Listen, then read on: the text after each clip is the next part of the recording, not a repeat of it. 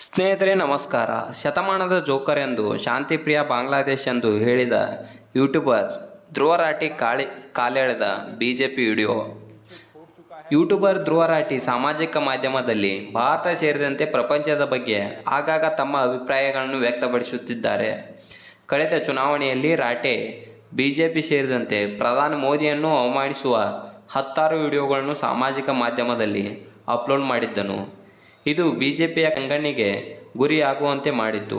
ಬಾಂಗ್ಲಾದೇಶದ ಹಿಂಸಾಚಾರದ ಬಳಿಕ ಸಾಮಾಜಿಕ ಜಾಲತಾಣದ ಫೇಸ್ಬುಕ್ನಲ್ಲಿ ಧ್ರುವ ರಾಠಿ ಮಾಡಿರುವ ಪೋಸ್ಟ್ ಹಾಗೂ ವಿಡಿಯೋ ವೈರಲ್ ಆಗುತ್ತಿದೆ.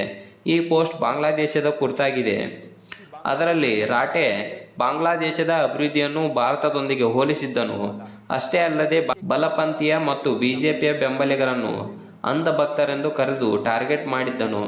ಧ್ರುವ ರಾಠಿ 2020ರಲ್ಲಿ ಇದನ್ನು ಪೋಸ್ಟ್ ಮಾಡಿದ್ದನು. ನಂತರ ಇದನ್ನು ಡಿಲೀಟ್ ಮಾಡಿದ್ದನು.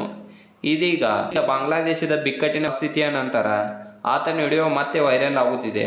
ವಿಡಿಯೋದಲ್ಲಿ ಧ್ರುವ ರಾಠಿ ಬಾಂಗ್ಲಾದೇಶವನ್ನು ಅದರ ಅಭಿವೃದ್ಧಿ ಮತ್ತು ಸಂತೋಷದ ಸೂಚ್ಯಂಕಕ್ಕಾಗಿ ಹೊಗಳಿರುವುದು ಕಂಡು ಬಂದಿದೆ. ಈ ವಿಡಿಯೋವನ್ನು ರೀಪೋಸ್ಟ್ ಮಾಡಿರುವ ಬಿಜೆಪಿ ಮುಖಂಡ ಶಹಜಾದ್ ಪೂನಾವಾಲಾ ಅವರು ಶತಮಾನದ ಜೋಕರ್ ಎಂದು ಶೀರ್ಷಿಕೆ ನೀಡಿದ್ದಾರೆ. ಶಹಜಾದ್ ಪೂನಾವಾಲಾ ಟ್ವೀಟ್ಗೆ ಪ್ರತಿಕ್ರಿಯೆ: ಈ ವಿಡಿಯೋ 4 ವರ್ಷಗಳಷ್ಟು ಹಳೆಯದು. ಆ ಸಮಯದಲ್ಲಿ ಬಾಂಗ್ಲಾದೇಶದ ಸ್ಥಿತಿ ಉತ್ತಮವಾಗಿತ್ತು.